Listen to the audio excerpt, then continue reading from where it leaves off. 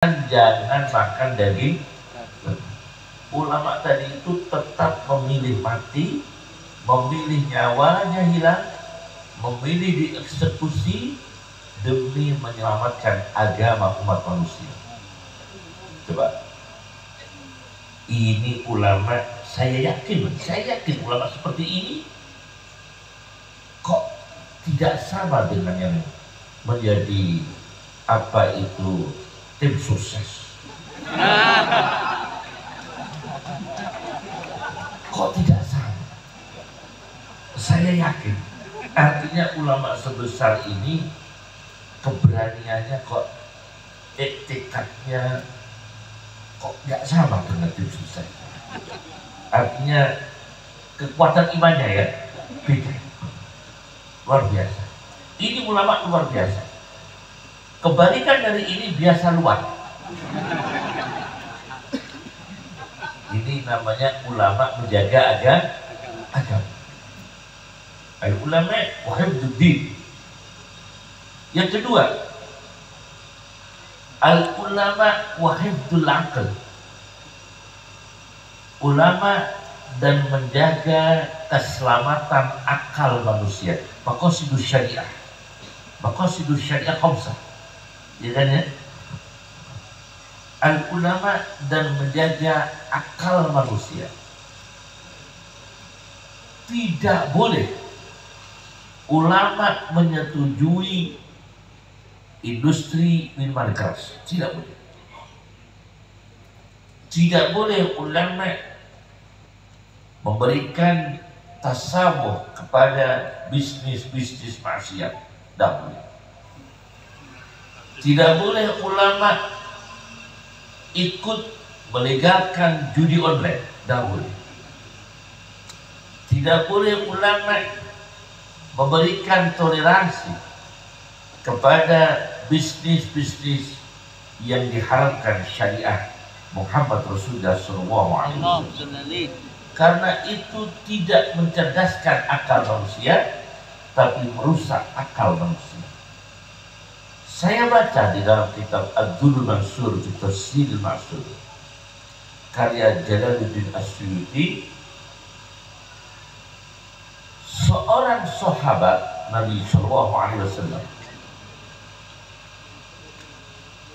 lewat, ada orang yang gila, gangguan jiwa, diikat dengan besi rantai, musak bihadid, musakin bihadid, dibelenggu dengan besi. Akhirnya ulama ini dengan izin Allah dan berkah dari Rasulullah SAW, ulama ini melakukan ruqyah suwuk 3 hari berturut-turut. Orang yang gila ini dibacakan Fatihah pagi 1 kali, sore 1 kali. Per hari, pagi 1 kali, sore 1 kali, dan 3 hari berturut-turut dengan ludah. Mohon maaf, ludahnya nggak kecil, ludahnya dikumpulkan, kemudian disemburkan. Ludahnya dikumpulkan, kemudian disemburkan. Karena ini gangguan jiwa, jadi ludahnya lebih besar. Artinya ludahnya dikumpulkan terus disemburkan. Ludah yang telah dibaca dengan Fatihah pagi 1 kali, sore 1 kali, 3 hari berturut-turut. Dengan izin Allah, bahwa Allah memberi kesembuhan kepada orang sakit ini. Dan ulama tadi, sahabat tadi mendapatkan bisyarah 100 ekor onta. Bisyarah. Ini bisyarah. Bukan korupsi, bukan. Bisyarah 100 ekor unta. Nah, subhanallah, kata Rasulullah SAW, ini ruqyah hak, bukan ruqyah batil, tapi suuk yang dibenarkan oleh syariat Allah, syariat Rasulullah SAW. Berarti ulama dulu sangat ihtimam kepada keselamatan akal manusia. Penting sekali. Karena apa? Subhanallah, para kiai, para ulama, para asatid, termasuk Pak Polisi, pemerintah harus bersama-sama memerangi narkoba, memerangi judi online, memerangi apa saja yang merusak akal manusia. Cairan, krim, serbuk, kapsul, suntikan, apapun namanya harus diperangi. Ada cerita manaqib Abu Hanifah. Abu Hanifah itu pernah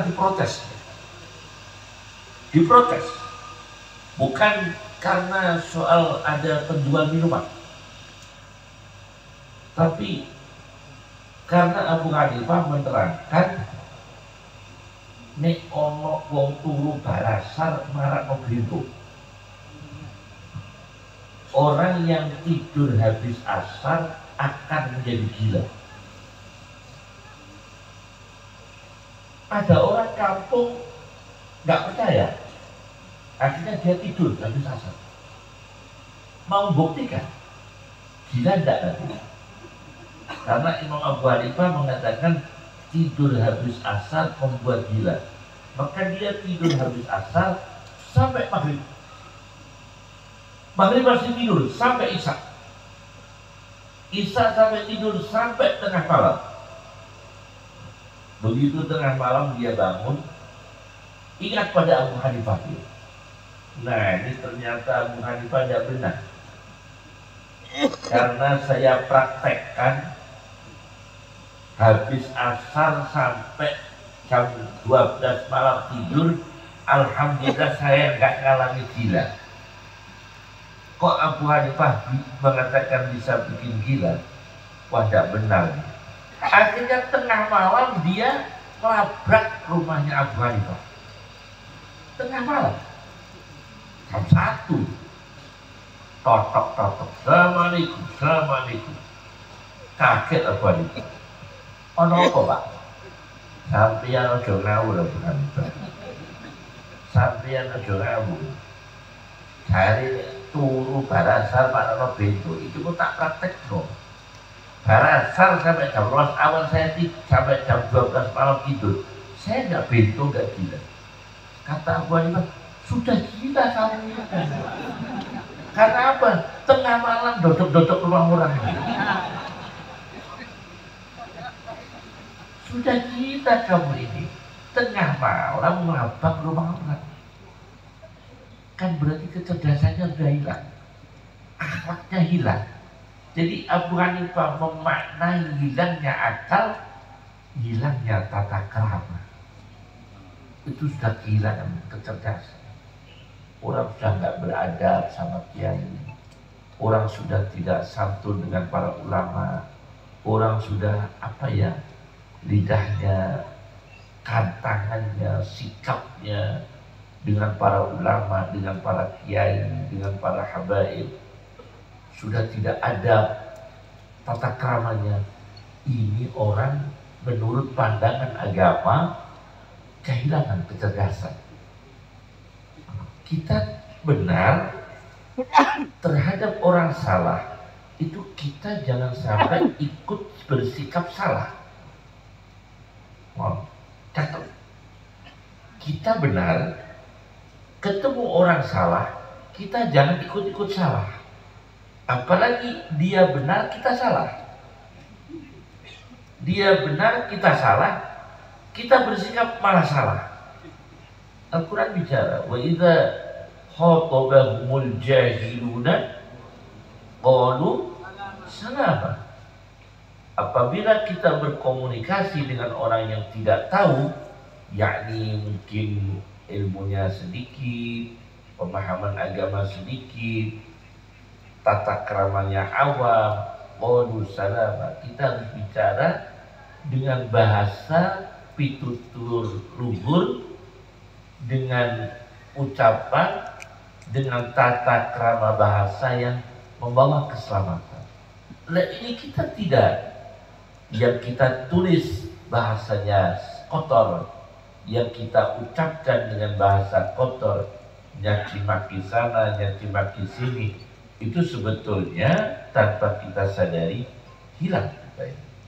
Kehilangan kecerdasan akal kita. Karena ukuran kecerdasan manusia itu bertemu dengan jahilun, qalu salam. Bertemu dengan jahilun, dia tidak ikut jahilun, tapi dia berkata dengan bahasa yang membawa keselamatan.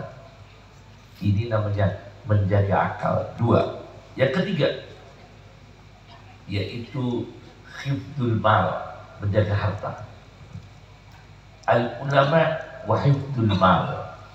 Ini memang masalah yang paling berat ya. Masya Allah.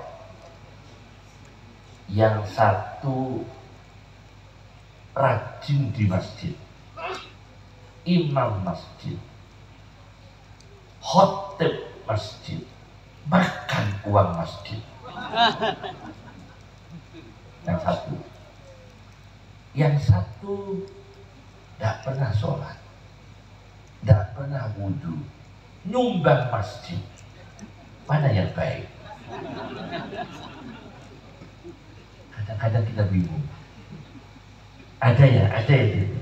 Ada. Orang yang romo dermawan menyumbang masjid, sayangnya dia belum sholat. Besi dikirim, semen dikirim, ya, kericak dikirim, wah, biayanya dikirim, tapi dia belum sholat. Yang satu luar biasa, tahajud, duha, baca Quran, iktikaf, tapi makan uang masjid.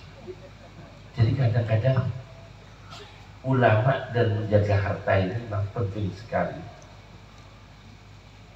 Kalau ulama, mohon maaf, ada hadis tapi doif, untung doif, untungnya doif. Kalau orang yang tekun agama sulit menjadi kaya.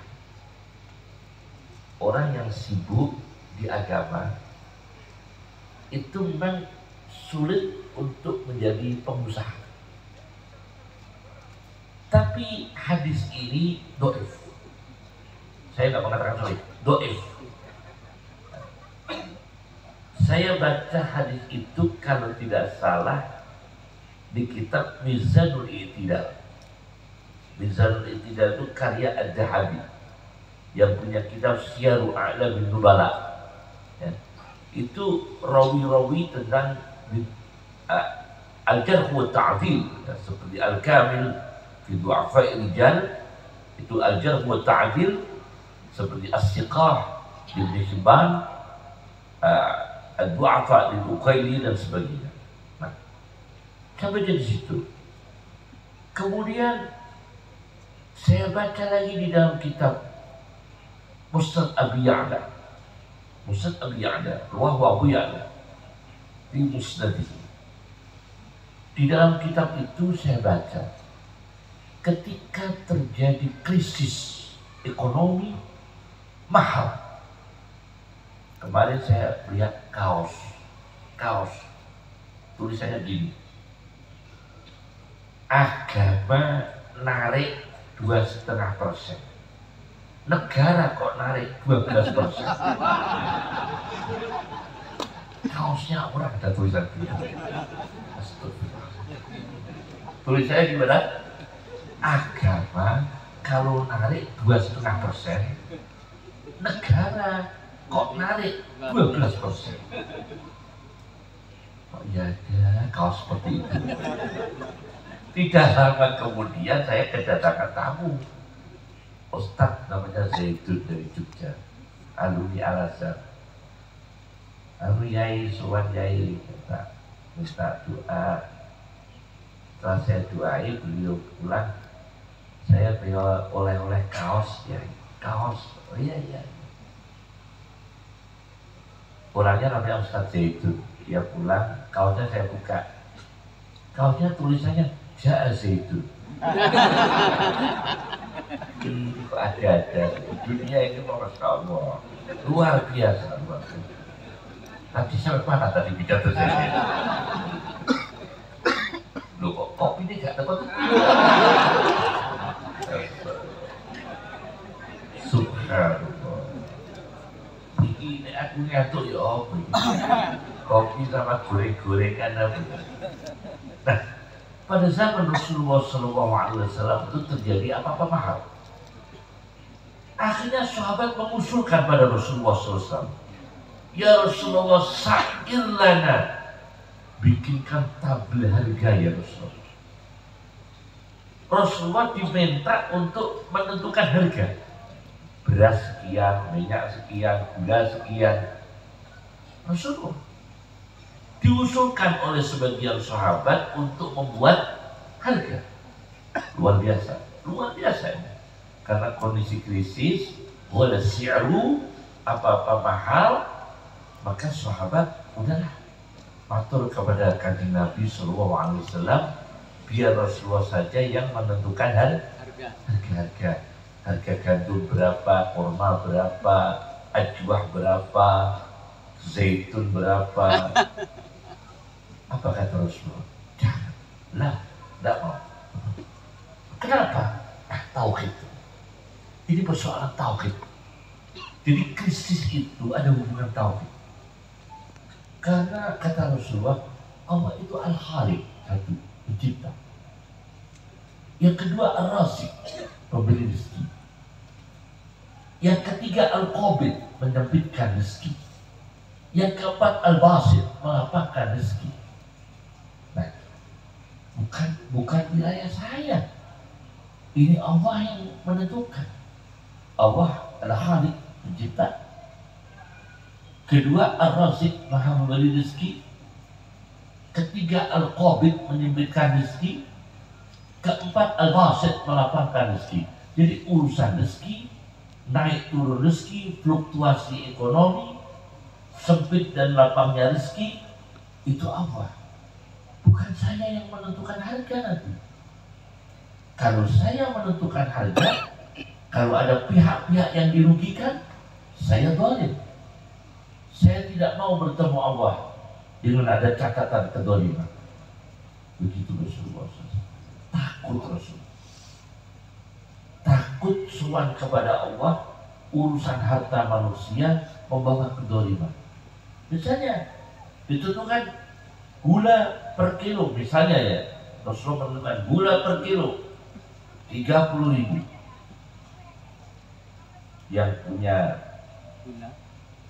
ladang tebu senang Pak, harga gula naik, tebu naik, tapi konsumen susah, ya kan?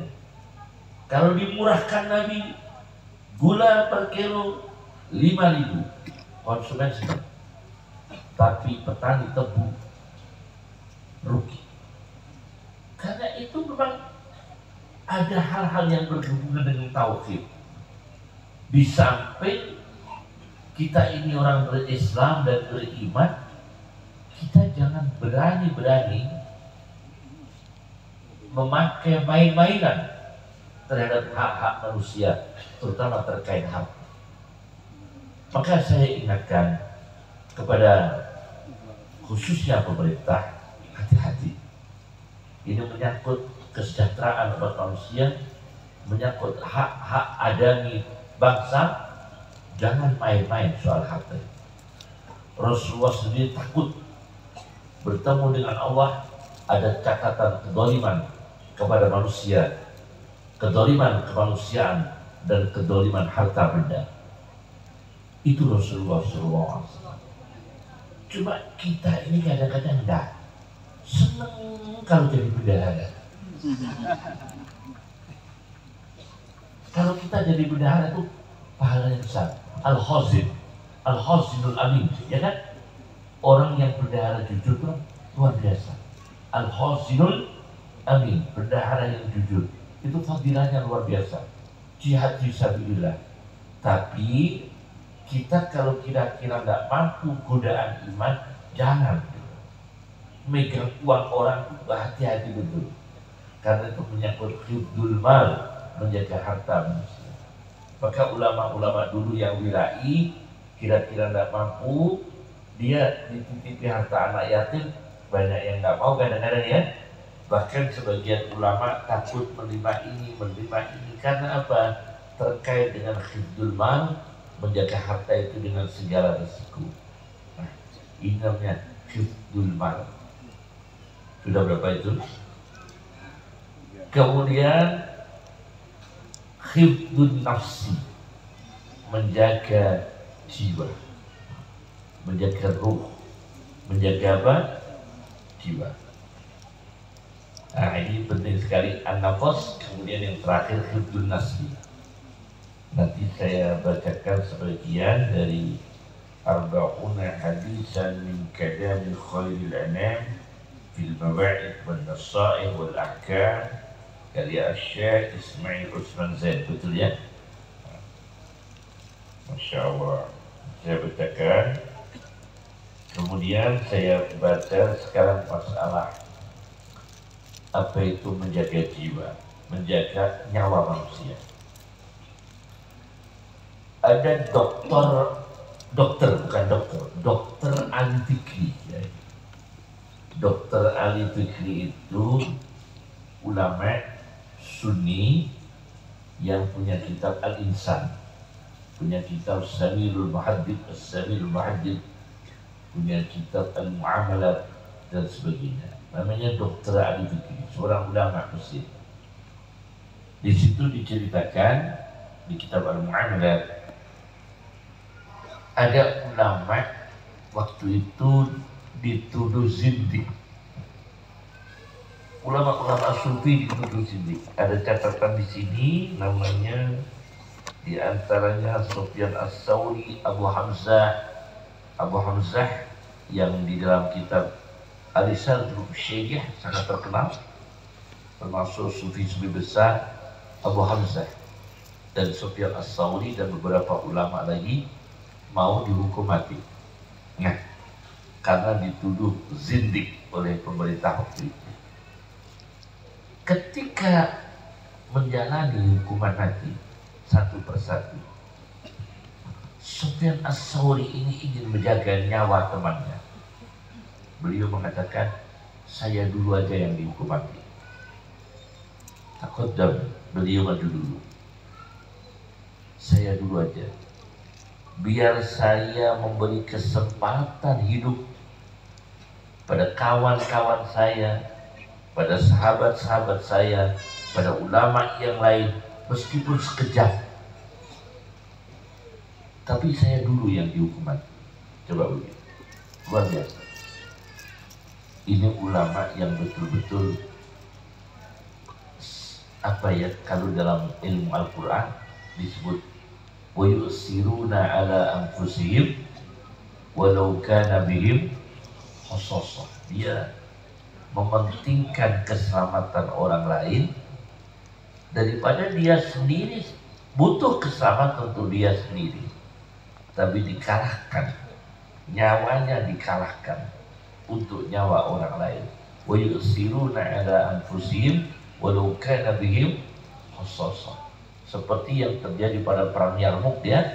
Perang Yarmuk ada orang minum kehausan, dikasih minum, sebelahnya teriak rintian kehausan, jangan saya kasihkan sebelah, sebelahnya dikasihkan sebelah.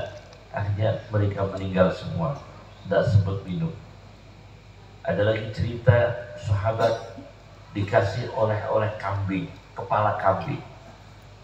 Begitu dikasih, dia ingat, saya punya teman miskin, jarang makan sate.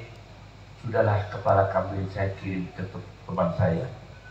Diterima oleh temannya itu ingat temannya lagi.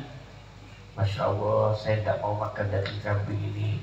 Saya punya sahabat miskin, saya berikan saja sahabat saya. Kirim ke sahabatnya lagi. Sampai 5 orang muter, kembali yang pertama. Itu dulu Pak. Sekarang dia enggak. rebutan proposal. Kan beda ya, beda sekali ya, isarnya udah beda. Ini ulama-ulama dulu ya. Nah ini hifdun nafsi, menjaga nyawa. Terakhir hifdun nasli, al ulama wa hifdun nasli, ulama menjaga keturunan manusia. Masya Allah, semoga anak cucu kita ini soleh-solehah semua, baik semua. Kalau belum pintar, doakan putu, doakan semua anak-anak kita putu. Saya dulu dikasih doa sama abah saya, ya Fattah, ya Fattah, ya Fattah, iftah lana fathal futuh. Ya Fattah, ya Fattah, ya Fattah, 3 kali, iftah lana fathal futuh. Ya Allah, berikan futuh. Engkau maha Fattah, maha Fattah, maha Fattah, maha membuka. Bukakan kepada kami fathal futuh, dibukanya seluruh macam-macam terbuka.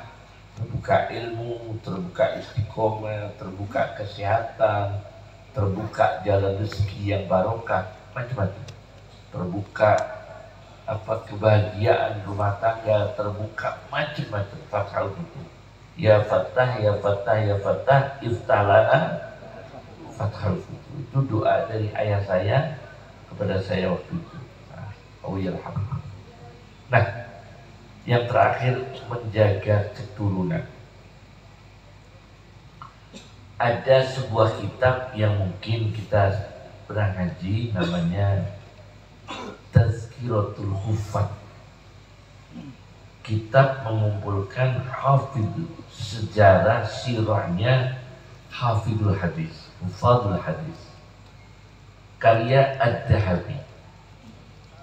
Ada seorang hafidhul hadis bernama Ahmad bin Mahdi bin Rustam. Ahmad bin Mahdi bin Rustam, hafidhul hadis. Ini menjaga keturunan manusia.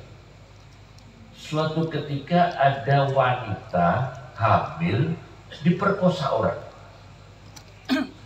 Diceritakan itu. Ada wanita hamil karena diperkosa orang. Saking malunya wanita itu, dia bicara ke umum,